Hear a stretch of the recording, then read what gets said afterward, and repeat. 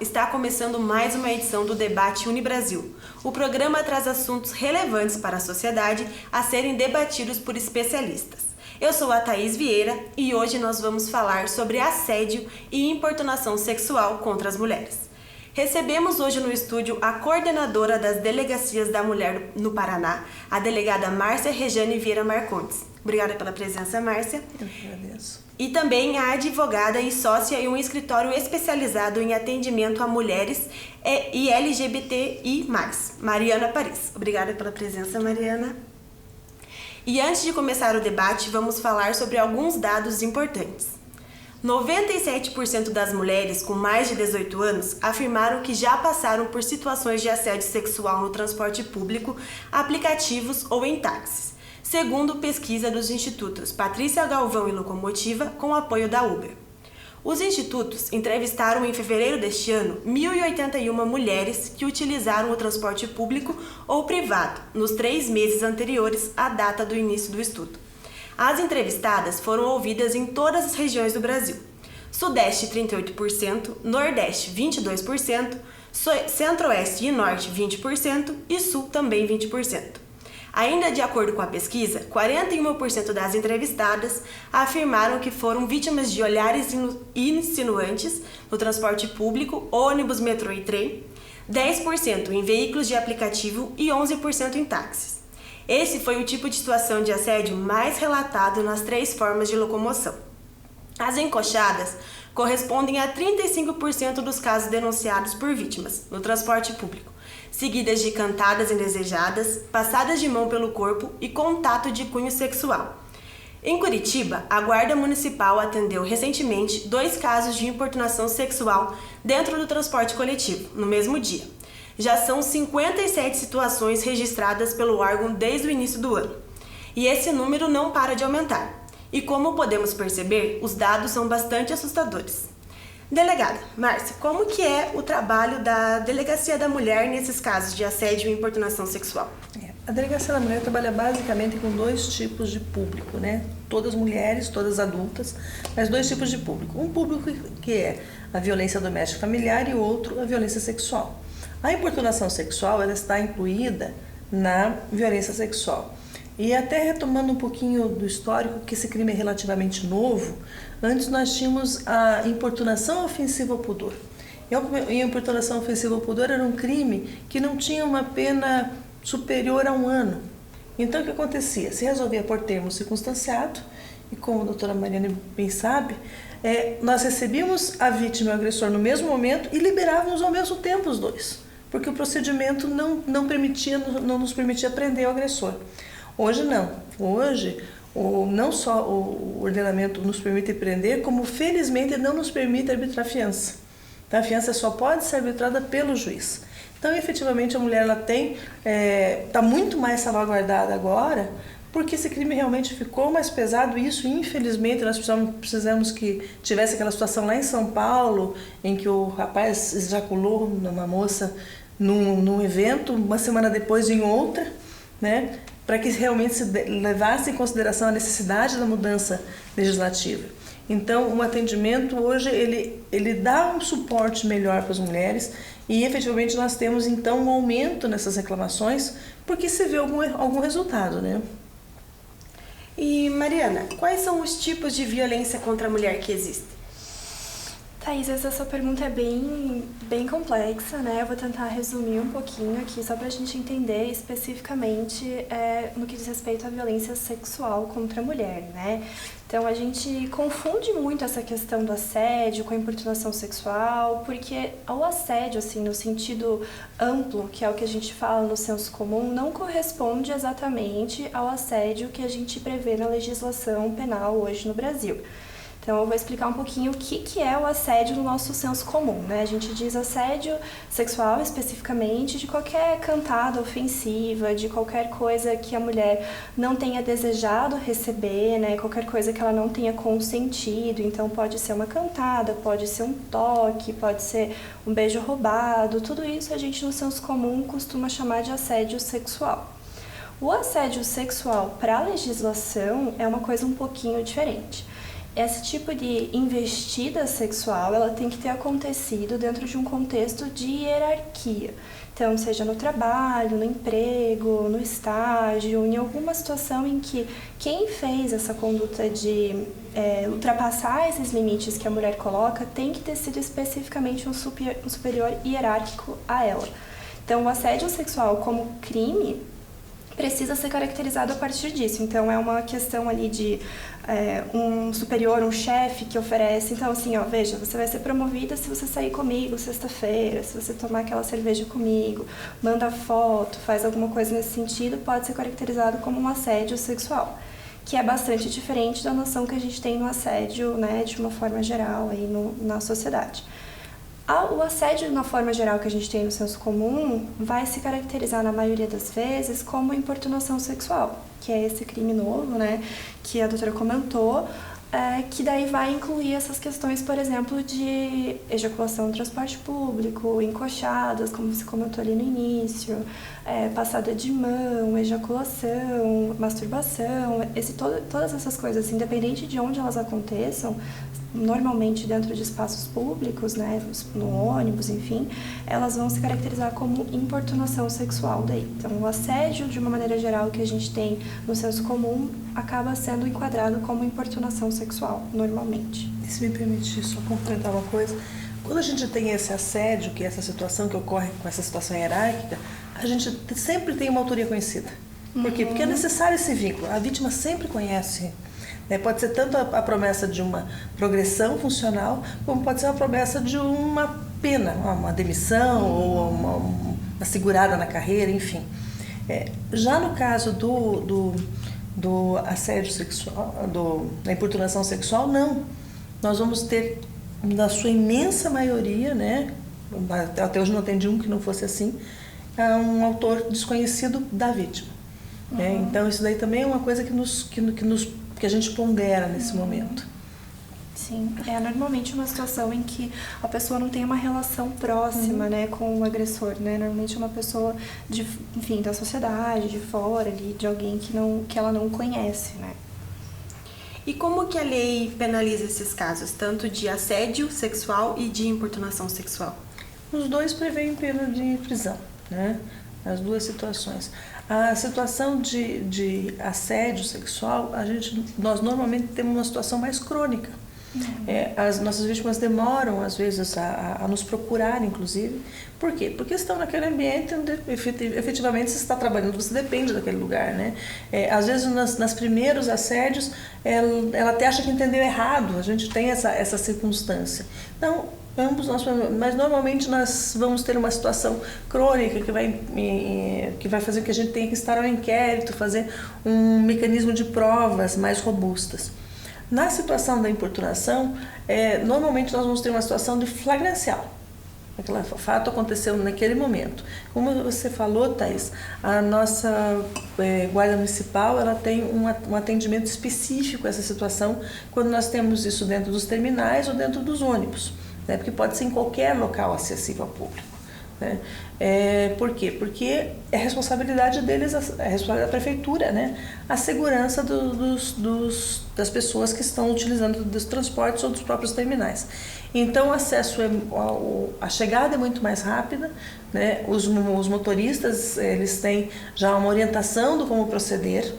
Todos eles sabem como proceder, por quê? Porque é uma preocupação de que o nosso transporte efetivamente fique mais seguro também para as nossas mulheres.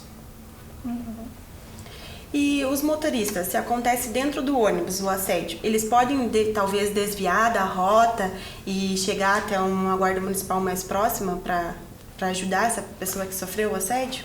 Efetivamente, eles até podem fazer um desvio de rota, né? Mas vamos pensar que nós estamos com um ônibus que só tem umas 40 pessoas lá dentro, né? Talvez as outras 39 não fiquem tão felizes. O procedimento padrão é acionar a guarda que irá até eles, né? Que irá buscar essa vítima, buscar esse agressor e, de preferência, alguma testemunha.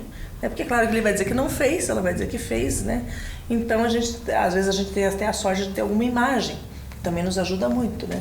Mas o procedimento padrão é que ele imobilize o ônibus, ou seja, pare, né? E aguarde que a guarda chegue. Por quê? até por uma questão de lógica. Um carrinho de passeio, um Gol, enfim, viaturas, andam muito mais rápido que um ônibus enorme. Então é mais adequado que se faça assim. Não só pelo conforto dos outros passageiros, mas porque também a rapidez no transporte.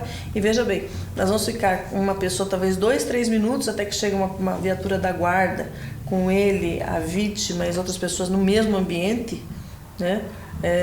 Ou nós vamos ficar 30 minutos até que ele chegue a algum outro lugar, né? Então o procedimento é imobilizar o veículo, ou seja, parar o ônibus e nesse mesmo momento entrar em contato com a guarda, que vai chegar ali em pouquíssimo tempo. Mariana, e como que a mulher ela percebe que ela está sofrendo essa importunação sexual, esse assédio sexual, quando não tem realmente o ato? É sempre uma situação muito delicada, né? Muito constrangedor para a mulher, e a gente nota que, em geral, né, as mulheres acabam se sentindo culpadas por aquilo que aconteceu, né? Até por uma cultura aí que a gente tem de culpabilização da mulher, né? Então, a mulher, quando sofre alguma ofensiva sexual, né, alguma investida que ela não consentiu, a nossa primeira reação é sempre pensar, poxa, mas o que será que eu fiz para ter causado isso? Será que a minha roupa estava provocando? Será que da forma que eu saí hoje acabei causando isso? E isso é sempre um pensamento que a gente tenta afastar na cabeça das mulheres que passam por isso, né? E das pessoas em geral que conversam sobre isso, porque a culpa nunca vai ser da mulher, né? Isso é um primeiro passo para a gente reconhecer essas violências, né? Então, a culpa é sempre de quem praticou esse ato, né? E isso sempre tem que ser encarado de frente para a gente conseguir definir exatamente o que são essas violências, né? Então, sabendo que a roupa da mulher não interfere, que o jeito que ela estava se comportando não interfere, né? Enfim, a forma que ela saiu na rua não tem nada a ver com aquilo que aconteceu, a gente consegue identificar o que foi mesmo ali, o que aconteceu, que é um assédio, uma violência, uma coisa invasiva ali da liberdade, da autonomia da mulher, né?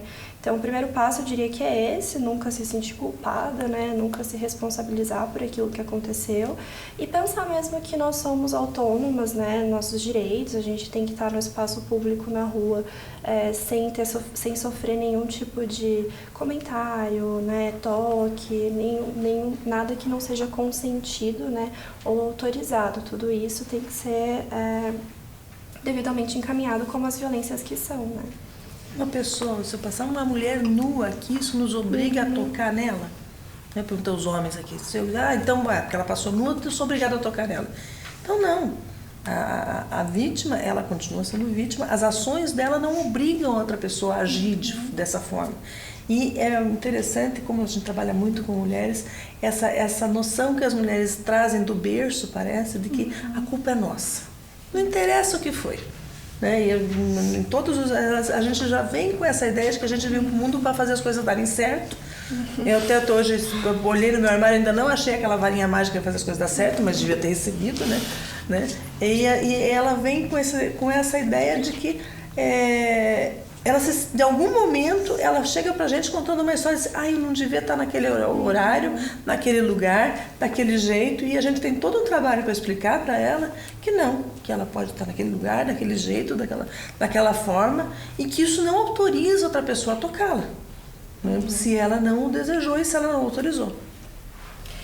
O debate está muito bom, mas a gente precisa fazer um rápido intervalinho e a gente já volta.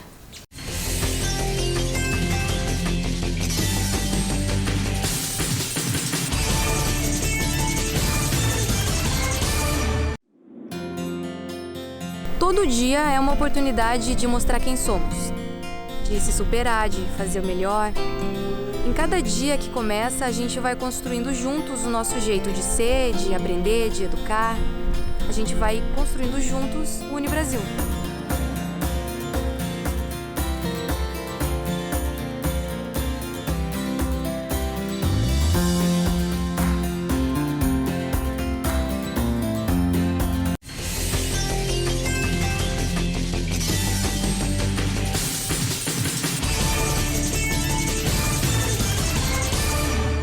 Voltamos com o debate Unibrasil e o tema de hoje é assédio sexual e importunação contra mulheres. No estúdio, contamos com a presença da coordenadora das Delegacias da Mulher no Paraná, a delegada Márcia Regiane Vieira Marcondes, e também a advogada sócia em um escritório especializado em atendimento a mulheres e LGBTI+, Mariana Paris. Obrigada pela presença novamente, meninas. Eu quero perguntar agora, como que a mulher faz para denunciar quando ela está sofrendo um assédio sexual? Existe algum procedimento, alguma medida protetiva, como que é? Tá, nós temos mais de uma forma de denúncia.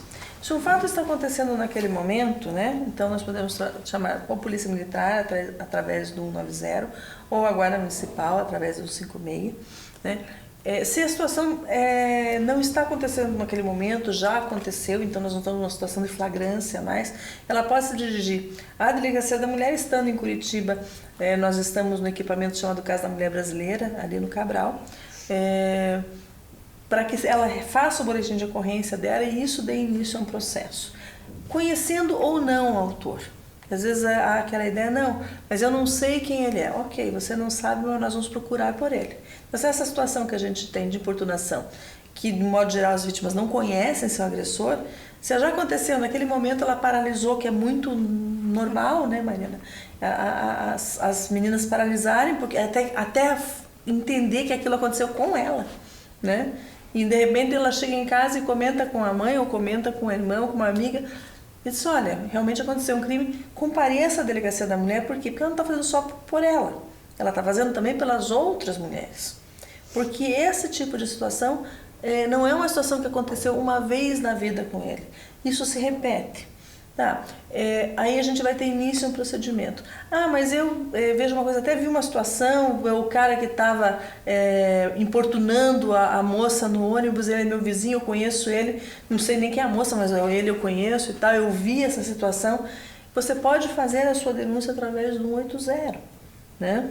Por quê? Porque aí nós vamos ter isso elencado. Vamos dizer, você não está fazendo isso só para você, independentemente de ter sido a vítima, você pode e deve fazer isso. Porque e nós temos uma outra coisa, que a violência ela é sempre progressiva.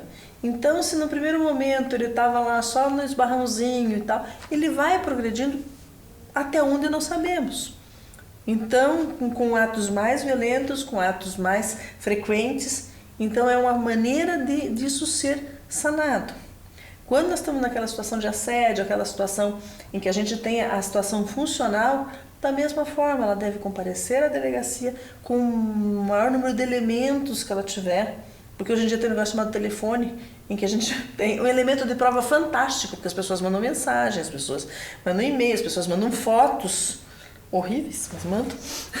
Isso não é do meu tempo, esse tipo de foto, né? Então começa a mandar aquele tal de nudes, né? Então, isso tudo para nós serve como elemento de prova dessa situação. Então é importante sim que ela compareça.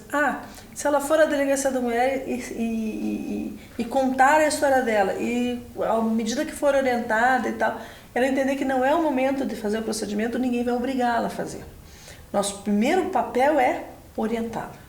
Então nós vamos orientar ela sobre o que está acontecendo, dar a visão jurídica ao que está acontecendo, nos colocar à disposição dela, para então ela entendendo que é o caso, de dar início a um processo, nós o faremos. Nosso primeiro compromisso é com a nossa mulher em situação de violência, né? Muito depois disso, nossos outros compromissos virão. Mas primeiro nós temos um compromisso com ela, de que ela se sinta à vontade. Lembrando que ela vai ter um período de 6 meses, 180 dias, em relação do fato, né, para ela iniciar esse procedimento. Então, se ela não está segura hoje, foi lá, foi orientada, não está segura, mas daqui a uma semana está segura, vamos começar daqui a uma semana. Para nós é mais importante que ela esteja estável e segura. E outras pessoas podem denunciar por essa mulher que sofreu esse assédio? Eles podem denunciar por ela, mas nós vamos precisar dela. Nós vamos precisar que ela nos autorize a fazer o processo, né? A gente chama isso de representação, mas a gente precisa que ela nos autorize. Se ela não autorizar o processo, eu não posso fazer contra a vontade dela. Mas isso pode me possibilitar conversar com ela, né? Para conversar, explicar para ela que o que aconteceu com ela é crime. Às vezes já deve ter sido uma situação que a pessoa vem te contar uma história e aí você diz assim, tá, mas isso é crime. E a pessoa não sabia, né? A pessoa não tinha concatenado que aquela situação não era normal, que aquilo aquilo acontece com todo mundo. O fato de acontecer com todo mundo não torna uma coisa normal, torna apenas a coisa corriqueira. E muito menos deixa de ser crime por causa disso.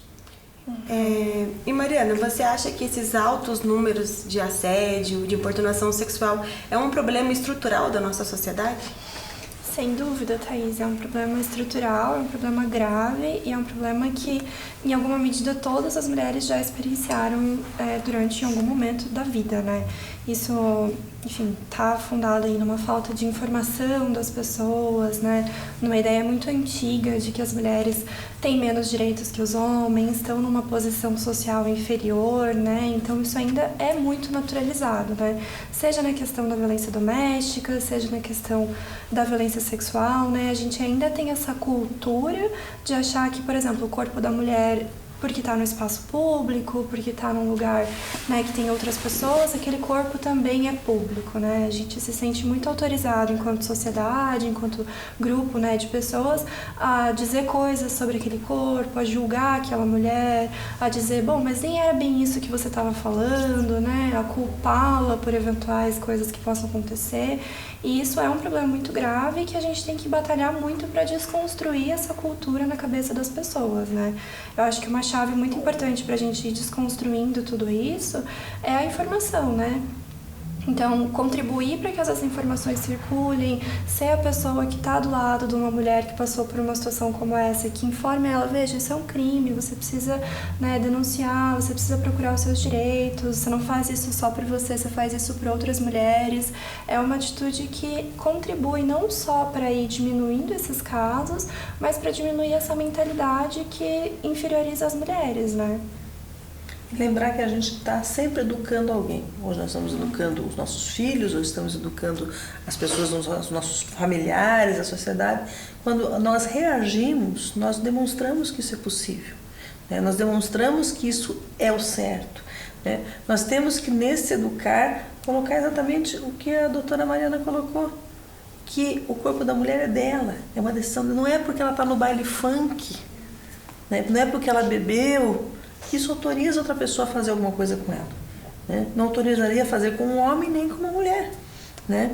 Então é necessário que a gente tenha essa visão muito assim que, se a minha amiga ou a conhecida ela bebeu, ok, vamos buscar um transporte para ela chegar em casa, então. Essa seria, né, a conduta correta, né? E não dizer, olha, ela está procurando, e aí acontece. Que a gente ouve isso, infelizmente, muito das mulheres. Quando a gente revê algumas coisas, a gente vê, mas as mulheres mesmas falam coisas e nós temos que nos educar a entender que esse não é o caminho. O caminho, nós somos seres humanos, somos independentes, somos autônomos, né? E temos direito à nossa privacidade mesmo no espaço público. Mariana, você trabalha com atendimento especializado em mulheres. Qual que é a importância de ter esse segmento hoje em dia? A importância desse segmento, Thaís, é porque essas causas, né, essas demandas, esses acontecimentos, eles têm particularidades e coisas muito específicas, né? Então, atender especificamente mulheres, seja nessas causas, seja em outras, é se propor a escutar exatamente tudo que tem por trás disso que está acontecendo, né? Essas desigualdades, essas dificuldades que as mulheres têm para denunciar, né? Ter um atendimento especializado é atender pensando em tudo isso, levando tudo isso em consideração e que isso tudo demanda uma escuta mais atenta, um cuidado mais humanizado, né? Um atendimento livre de julgamentos. Então, é ouvir aquela pessoa que está relatando aquela situação toda, que é muito particular, muito específica das mulheres, né? Então, essa questão toda da violência atinge muito especificamente as mulheres, né? Então, isso vai demandar toda uma escuta diferente, uma escuta mais humanizada, mais acolhedora, mais empática, né?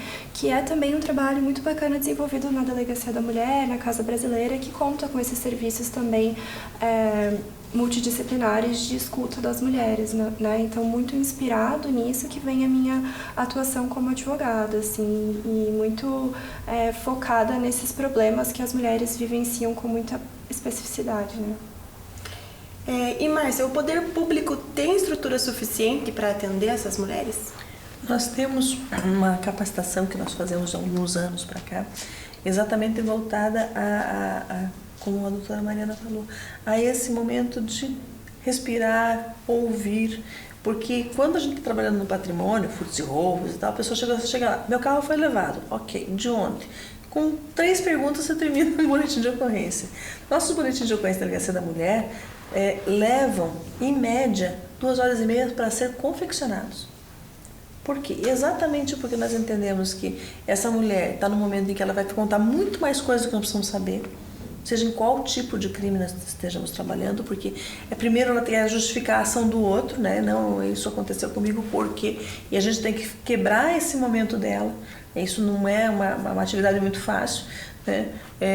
A partir desse momento realmente ouvir, buscar as provas, buscar as ações que nós podemos ter, e nós temos uma visão hoje, que é uma visão de poucos anos para cá, em que nós vamos fazer um atendimento único a essa mulher. Nós não queremos que ela precise retornar à delegacia para fazer um segundo depoimento. Por quê? Porque quando nós fazíamos isso, de fazer o boletim de ocorrência e já agendá-la para vir dali 2, 3 dias para falar com o escrivão, nós perdíamos muitas das nossas mulheres. Nós tínhamos muitos boletins de ocorrência, bem menos procedimentos, mas aqui tinha poucos, mas bem menos procedimentos, né? Por quê? Porque ela retornava para a casa dela, e daí 2, 3 dias depois ela teria que retornar e ela não tinha dinheiro para pagar o ônibus, está desempregada. Ou ela está empregada e não poderia faltar novamente. Ou então ela já retornou para aquele ciclo onde ela já voltou a se culpar, voltou a ser, como diz, aquele ser de esperança, achando que tudo vai dar certo. Então, a nossa busca na unidade policial, a gente fazer um atendimento único exatamente para que ela sinta que aquela etapa passou. Agora nós vamos trabalhar mas com aquela etapa passou, e a gente efetivamente fica muito feliz em contar com outros órgãos, porque a rede para nós é muito importante. Não só naquele momento em que já aconteceu, mas também de forma preventiva. São pessoas que realmente nos apoiam muito. A gente não tem como dizer, vamos fazer um serviço de excelência, um serviço que vá atender bem as nossas mulheres, sem que a gente tenha outros atores. Então nós temos atores advogados, nós temos promotores, temos juízes, mas temos também psicólogos, assistente social, toda uma rede de pessoas que estará lá para atender aquela mulher naquele momento.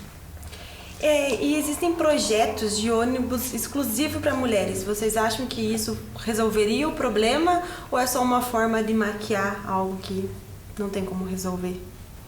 Bom, francamente, eu acho que segregar nunca é a melhor opção, né?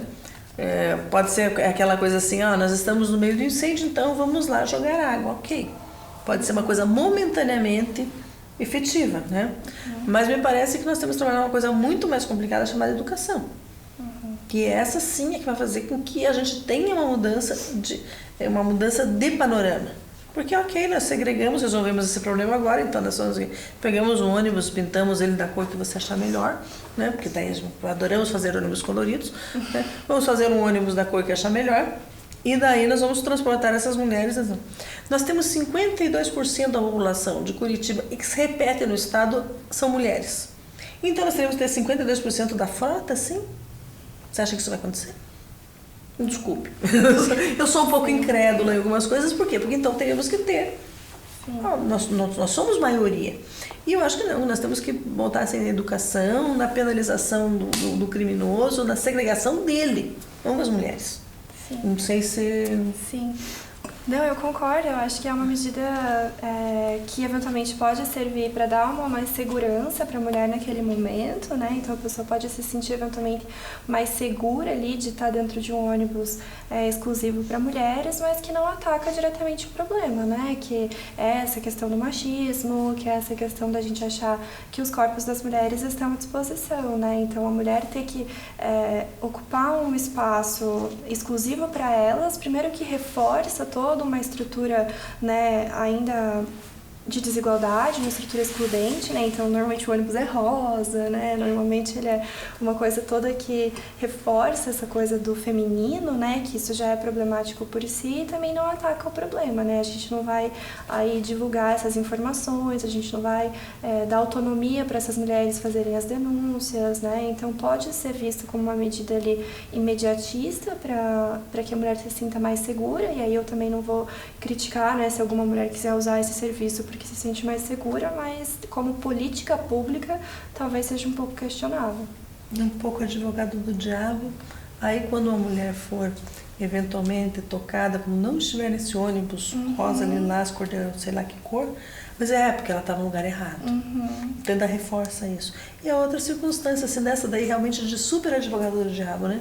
Tá, então nós vamos ter um ônibus só de mulheres, vamos ser só mulheres. O que impede então, nós vamos fazer terminais também, só para mulheres? Por quê? O que impede então, o ônibus só de mulher chega às 3, oba! O cara pode ficar guardando dentro do terminal. Então eu acho que não vejo isso como uma solução. Uma coisa paliativa, muito mais com viés político do que propriamente de política para mulheres. E para encerrar a nossa conversa, vocês têm alguma consideração, Márcia, Mariana? Bom, primeiro, se me permitir falar, eu sou mais velha, eu posso. Primeiro, nós já passamos muito da época de ficarmos quietas, né? Nós temos sim que colocar a boca no trombone por nós, pela outra, né? Interferir nesse processo, investir um pouquinho mais essa solidariedade feminina, que a gente sente falta ainda, né? Porque isso sim, nós precisamos fazer. Nesse tipo de circunstância, não podemos deixar a outra sozinha. Uma outra coisa pela qual às vezes as mulheres não vêm fazer denúncia para nós, seja do que for, é porque elas se sentem absolutamente abandonadas sozinhas. Como elas se sentem culpadas, elas não encontram esse conforto nem na família, nem nos amigos, nem na sociedade e eventualmente nem nos serviços que ela vai buscar. Ela se sente assim, né? Às vezes a gente tem essa dificuldade. Então a gente tem que manter as mulheres unidas. 2, e não é contra ninguém, é a favor delas. 2, que realmente denunciar, reclamar, apontar. Porque uma coisa que eu sempre digo quando estou na minha unidade de trabalho, né, diz assim, se eu não tenho reclamação, porque está tudo bem. Então não há por que a gente mudar. Então não tem que reclamar, e reclamar do agressor, reclamar de se a pessoa que a atendeu não atendeu com algum olhar mais preconceituoso, de culpabilização, porque nós não admitimos isso mais. Mas a gente só sabe o que nos contam. Então sim, que as mulheres têm que se unir e as mulheres têm que denunciar sempre. Não tem exceção. Nem tenho o que falar depois disso, né? Esse chamado, assim, para as mulheres se unirem, para denunciarem, procurarem seus direitos é muito importante, é isso que faz toda a diferença, assim, a gente sabe que não é fácil, que o processo até conseguir fazer uma denúncia, ele é complicado, ele é doloroso, ele deixa marcas, né? E a gente não ignora isso, né? Quando a gente faz esse chamado para as mulheres, a gente leva isso em consideração, né? Mas é uma tentativa de mudar essa mentalidade de que essas coisas são comuns, são banais, né? Então, assim, dentro do que a gente puder fazer como mulher, como sociedade, como pessoas que estamos envolvidas nessas questões, a gente tem que ser mesmo esse apoio para as pessoas que estão passando por isso, né? Divulgar essas informações, estar ao lado dessas mulheres. É isso que faz a diferença, é isso que contribui para o fim dessas violências, né? E é isso que a gente tem que continuar fazendo, assim, né? Divulgar isso, ser esse apoio, estar ao lado de uma pessoa que passou por uma situação como essa, para justamente incentivá-la, né? E apoiá-la, e para a gente de uma vez por todas entender que, enfim, a mulher está na rua porque é direito dela, ela vai pegar um ônibus e ela tem que fazer isso livre de violências, livre de preconceitos, livre de julgamentos. O Debate Unibrasil fica por aqui. Espero que tenham gostado do programa. Não esqueçam de curtir e nos acompanhar também pelas redes sociais. Acesse também o nosso site tvcampus.unibrasil.com.br. Muito obrigada e até a próxima!